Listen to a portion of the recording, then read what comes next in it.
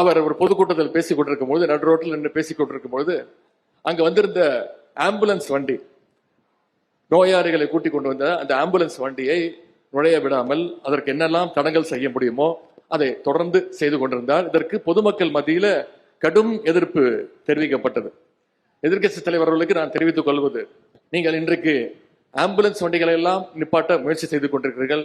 ஆனால் உங்களுக்கு ஒன்று புரியவில்லை, உங்களுடைய கட்சியே, உங்களுடைய இயக்கமே விரைவில் ஆம்புலன்ஸ் வண்டியில போகக்கூடிய நிலைமை தமிழ்நாட்டு மக்கள் ஏற்படுத்துவார்கள். விரைவில் ஐசியூவில் தான் உங்களுடைய இயக்கம் அனுமதிக்கப்படும் என்பதை தெரிவித்து, உங்களையும் காப்பாற்றுகின்ற அந்த பொறுப்பை நம்முடைய முதலமைச்சர் அவர்கள் செய்வார் என்றதையும் இங்கே நான் கூறிக்கொள்ள விரும்புகின்றேன். அதிமுகவே ஆம்புலன்ஸில் செல்லும் நிலை விரைவில் மக்கள் ஏற்படுத்துவார் என்ற ஒரு கருத்தையும் சொல்லியிருக்கிறார். அதோட அதிமுக ஐசியூல இருக்குதா சொல்றார். தம்பி உதயநிதி ஸ்டாலின் அவர்களே, கொஞ்சம் திருப்பி இங்கே பாருங்கள், அதிமுக பலத்தை பார். அதிமுக ஒரு காலத்திலும் ஆம்புலன்ஸ்ல செல்லுகின்ற நிலைமை ஏற்படாது. அது திமுகவுக்கு அடுத்த ஆண்டு நடைபெறுகின்ற தேர்தல் மூலமாக ஏற்படும்.